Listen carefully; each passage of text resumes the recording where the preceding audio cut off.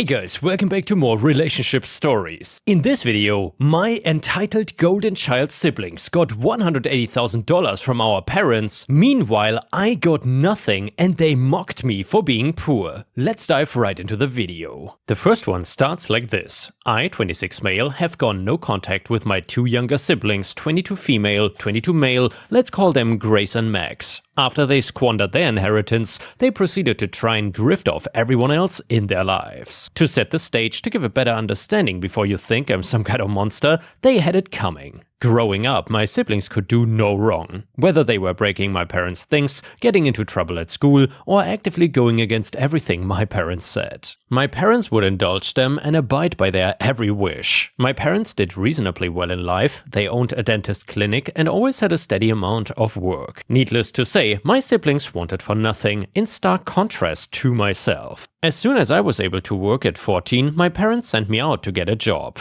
I picked up a job as a mechanic's assistant. After that, my parents saw it as an excuse to allocate their funds towards my siblings, since I was now self-reliant. I was charged a small rent and had to save my money for anything that I wanted. My parents said it was because of how independent I was, claiming I did not need their help. When in the same house, I watched my parents give my siblings new toys, expensive clothes, jewelry, and anything they wanted. If this was it, I would have been able to brush it off, saying that it prepared me for the real world, and while that is true, what made it that much worse was my siblings' belittling comments. When I was 20, my siblings had just turned 16, I was still driving the same Beta I had been since I was 16 myself. I had to save up every penny for it. When coming around the corner with a big bow sitting on the top was my siblings' brand new BMWs. I absolutely could not believe what I was seeing. He pulled right up and revved the engine. I could see his sneer through the window. As he stepped out, he remarked, "Hey big bro, like what you see?"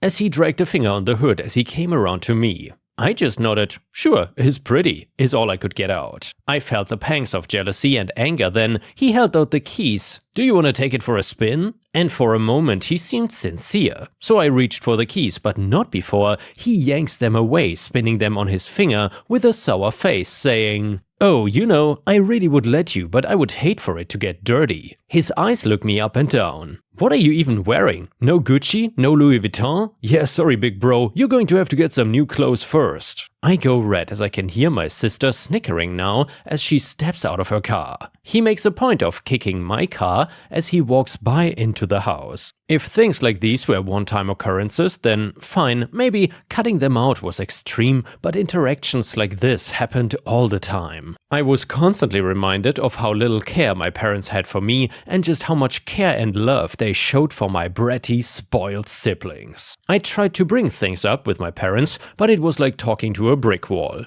I was shot down and told of how sensitive they are, that they need this care and attention more than I do. That I've got it all figured out and I don't need them anymore. Even when this brought me to tears, begging them that I want a mom and a dad, not just landlords. The best I would get was a pat on the back and be told to keep my chin up. I think I fully realized that they were never gonna change when they end up and left one day, taking my siblings on a 2-week vacation to Jamaica. They did not even tell me. I just got home from work and saw a note on the table telling me that rent was due on the 1st and to take care of the house. Needless to say, I was gutted, but something flipped. I felt like I had to show them. So while they were gone, I packed my stuff and moved to a small dingy apartment across town. In the following years, I finished my bachelor's in engineering. All the while on social media, I saw my siblings being given a new apartment, photos of their vacations to tropical places, pictures of their new watches and necklaces,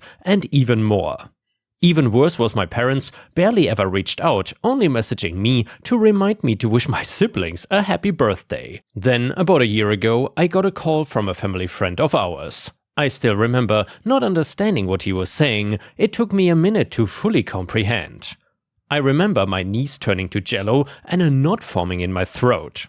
He explained that last night, my parents were headed back from dropping my siblings off at a party when a drunk driver T-boned them in an intersection. They were both pronounced dead at the scene. I could hear the friend's voice, but all I could hear was a ringing. I just hung up the phone and stared at the wall for what felt like hours.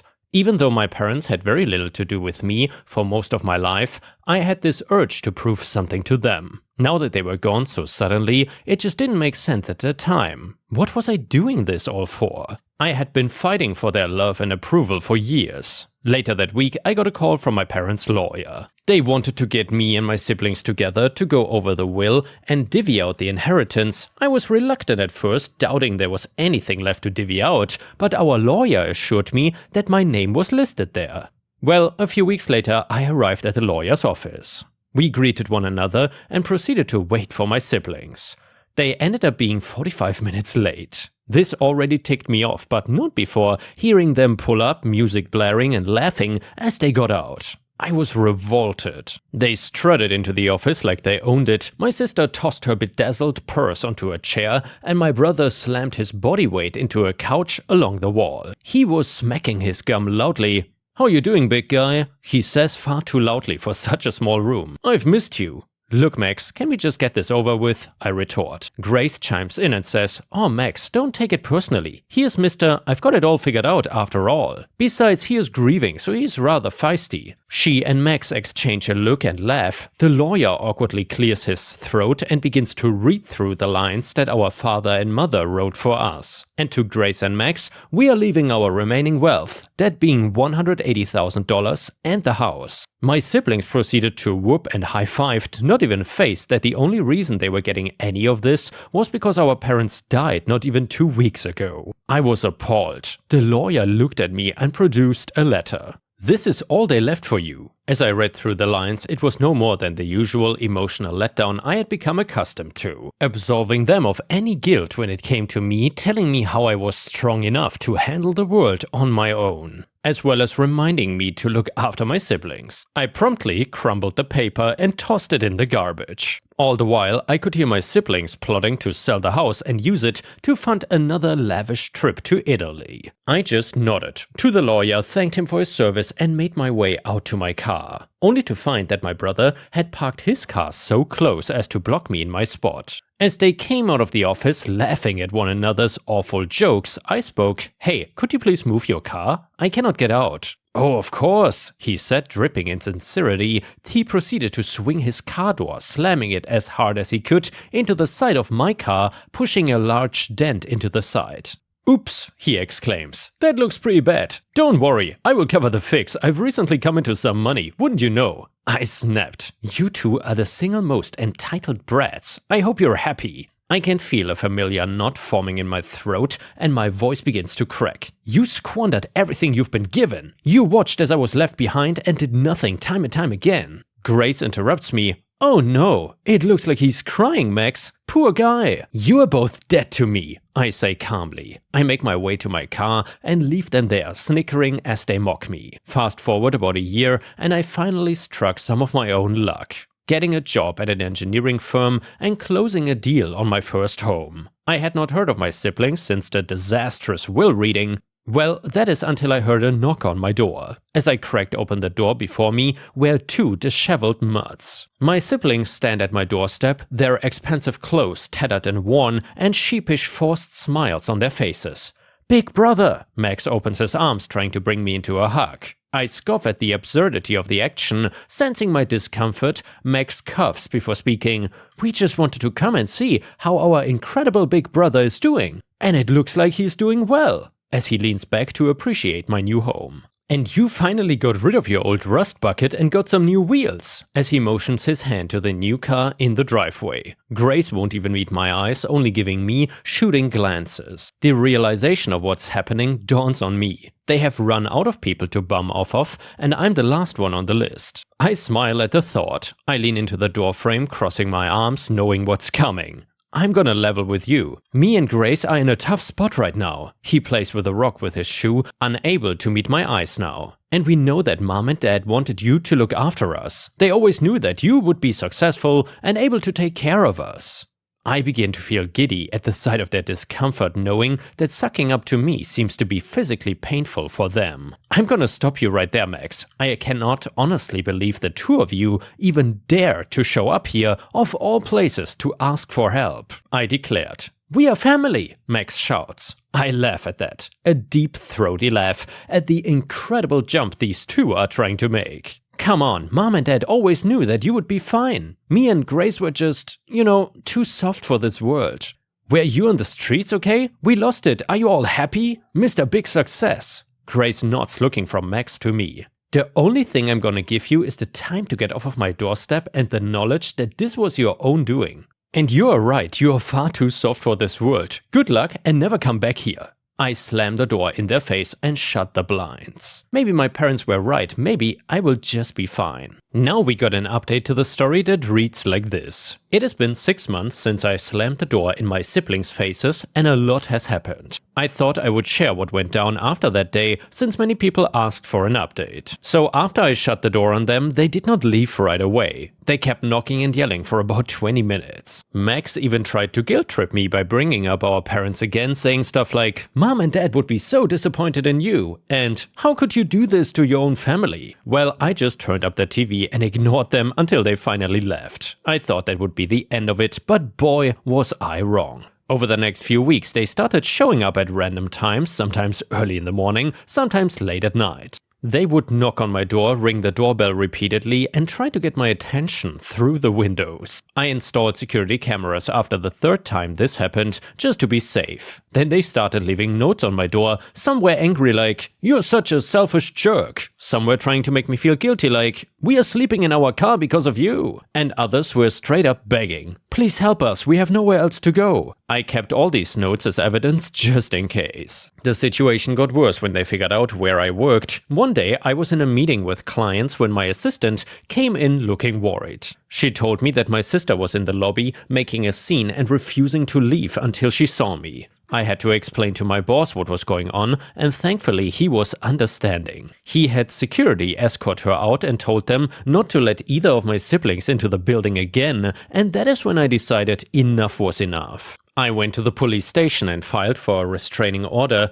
I had plenty of evidence, the security camera footage, the notes they left, the statements from my coworkers about the workplace incident, and text messages they'd been sending me non-stop from different numbers since I kept blocking them. The judge granted a temporary restraining order against both of them. When we went to court for the permanent orders, that is when I finally found out what had happened to all their money. They had to testify about why they were harassing me, and the whole story came out. So it turns out they had blown through the entire $180,000 inheritance in less than 3 months. They sold our parents' house for $400,000 and wasted that money too. Max spent his share on expensive cars, designer clothes, and partying with people he thought were his friends. Grace spent hers on a fancy apartment, shopping sprees, and investing in some kind of sketchy cryptocurrency scheme that turned out to be a scam. When they ran out of money, they started maxing out credit cards. They opened multiple cards each, thinking they could just keep bouncing from one to another.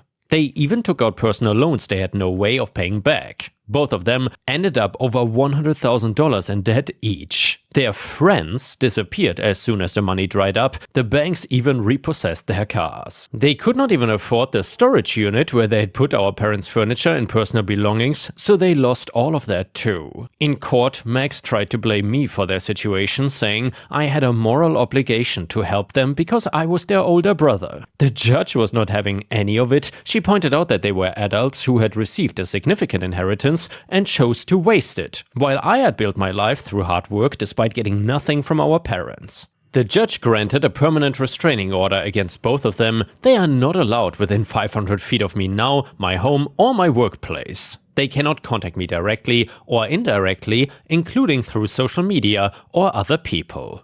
After court, I overheard them talking in the parking lot. I waited inside until my lawyer said they had left, but I could see them through the window. They were arguing about having to file for bankruptcy and blaming each other for their situation. Grace was yelling at Max about how he should have invested in crypto like she did, and Max was screaming back about how at least he had fun with his money instead of losing it to scammers. That was the last time I saw them in person, but I've heard bits and pieces about what happened to them through mutual acquaintances who occasionally update me, even though I don't ask for it. Grace ended up moving to another state to live with some distant cousin. She had to file for bankruptcy and is working as a waitress now. Apparently, she tells everyone who will listen about how she used to be rich and how her evil older brother refused to help her when she needed it. The cousin made her start seeing a therapist as a condition of living with them, so maybe there's hope for her to grow up eventually. Max had it rougher though. He couldn't find anyone to take him in, so he actually did end up homeless for a while. He got arrested for trying to steal from a convenience store, and the judge ordered him to enter a rehabilitation program because he had developed a drug problem while living on the streets. Last I heard, he is in a halfway house and working at a fast food restaurant. Some of our parents' friends have tried to convince me to help them, saying things like, "They have learned their lesson," or "They are still your siblings." But I just tell them the same thing: Max and Grace are not my problem. They had every advantage in life and chose to throw it all away. They never showed me an ounce of kindness when they had everything and I had nothing. They only came to me when they needed something, not because they actually cared about having a relationship with their brother. I've been seeing a therapist myself to work through all this. She has helped me realize that I'm not responsible for my siblings' choices or their well-being. She also helped me progress my complicated feelings about our parents. I'm still angry about how they treated me differently, but I'm also grateful in a way. Their unfairness made me strong, independent, and good with money. I learned the value of hard work and saving, while my siblings never learned to handle money or take responsibility for themselves. My life has only gotten better since cutting them out completely. I got promoted at work, by the way, and I'm dating someone who comes from a similar background as me. She worked her way through college and built her career from nothing. We understand each other in a way I never thought was possible. Sometimes I think about what would have happened if I'd given in and helped them. They probably would have burned through whatever I gave them and come back for more, dragging me down with them. Instead though, they are finally facing the consequences of their actions and learning the lessons they should have learned years ago. The restraining orders are still in place and I plan to renew them when they expire. I don't hate Max and Grace anymore, I just feel nothing for them. They are strangers who happen to share my DNA. Maybe someday they will truly change and become better people, but that's not my concern. I'm now focused on my own life and my own future. In the end, my parents were right about one thing: I'm gonna be just fine. Better than fine, actually. I'm going to be excellent, and I did it all on my own. And the next one is a ridiculously funny story from r/relationship advice. And by the way, if you have watched until here, I would very much appreciate it if you could like the video, since that would help me tremendously. So this story is titled, "Need a Fake Kid to Piss Off My Wife." So right now my wife and I are watching Elf together, and we saw the part where Buddy, Will Ferrell's real dad, James Caan, tells his wife about Buddy, and his wife, Mary Steenburgen, gets excited about this surprise adult kid that pops into their life from a time before they knew each other. I point out to my wife that's a little unbelievable that she, Mary Steenburgen, would immediately be on board. I then comment that she, my wife, would actually be mad at me in this situation, even if I genuinely did not know that this kid existed and it was conceived before I had met her. She denies it, but I know my wife. We are in our early 40s and have been married for 10 years, together for 12. So I need a 20-ish kid to knock on the door and tell me that they are my kid and that they just wanted to meet me. Gotta be convincing and really talk about how your mom and I were once really happy before she died of something tragic, dealer's choice. The job pays $100, gender, race, etc. don't matter, so as long as you can pass for early 20s.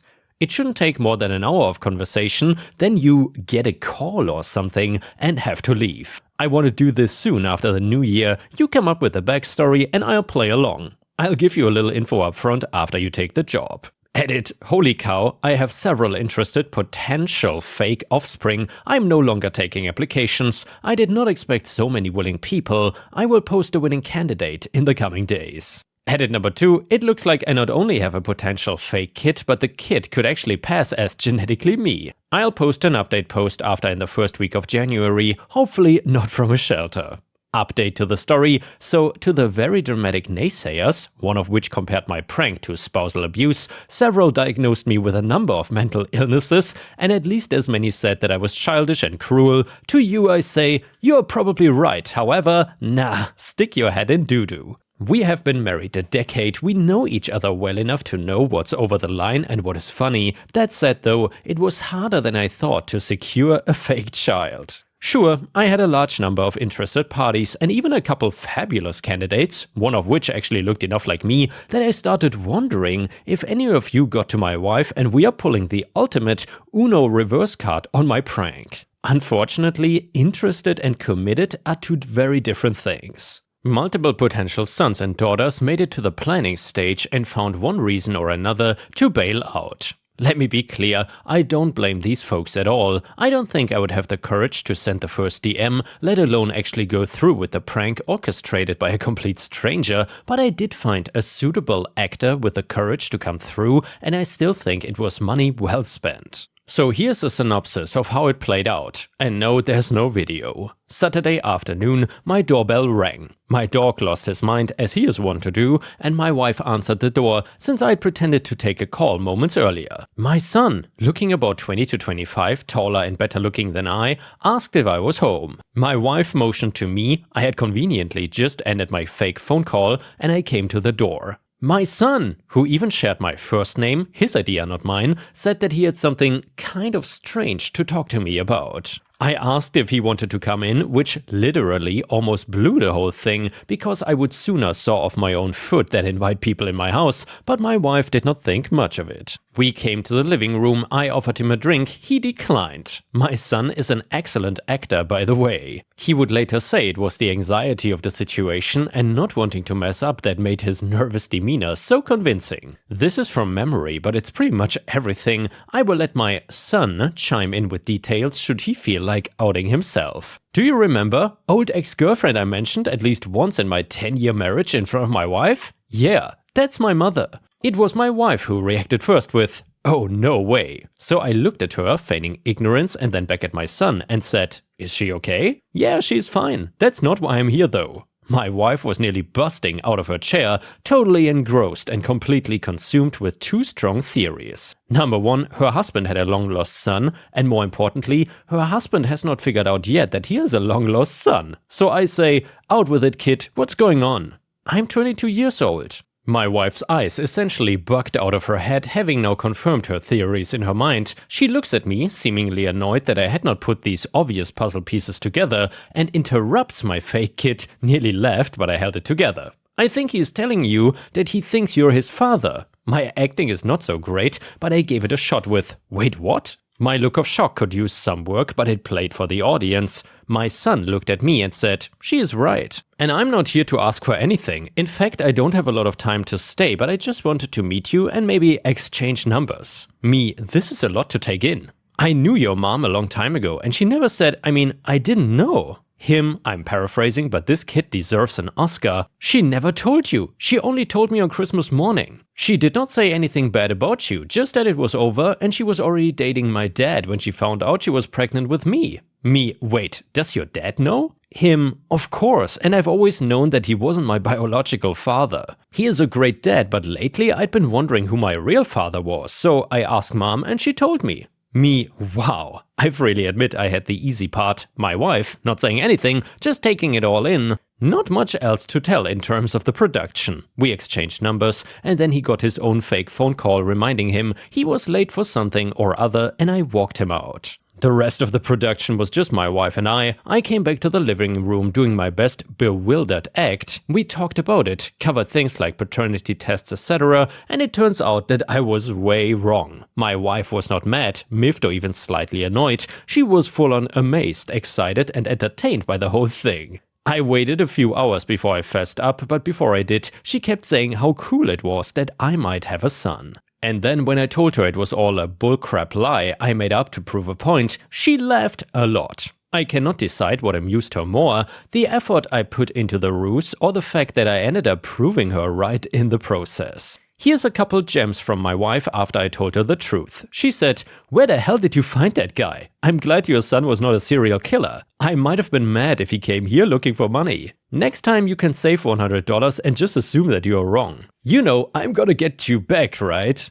That last one had me a little worried. And yeah guys, I gotta say, this is probably the most bizarre story we have ever read. Let me know what you think about it in the comments. Before we end the video, I will read one last funny story from r/petty revenge. It is titled, "If it's not in the basket, it doesn't get washed." So my wife has the rule in the title, if it's not in the basket, it doesn't get washed. This has stung me many times because I do tend to take my clothes off and leave them on the bedroom floor before eventually migrating them to the basket. This is of course my fault. Now at this stage I wanted to be clear that I'm not a lazy husband that expects a Stepford wife. I cook, wash, clean and I iron all my own clothes. We work well as a team. One day I was doing the washing and I noticed that my wife had left her work clothes on the floor in the bedroom. Now I could have been the bigger person and grabbed those clothes to put in the wash, but I chose death instead. I put the washing on and then shortly afterwards my wife came to me, frustrated as she needed her clothes washing for work and I would leave them in the bedroom. I just happened to be in my gaming chair with the cat on my lap when this happened, so I swiveled slowly like a Bond villain and said to her, if it's not in the basket, it doesn't get washed. So I'm divorced now, she took the kids, the car, the house, the cat. Well, I'm just messing. My wife is amazing and saw the funny side of it. Moral of the story, put your dirty laundry in the basket, kids. Thank you very much for watching. I will see you again tomorrow.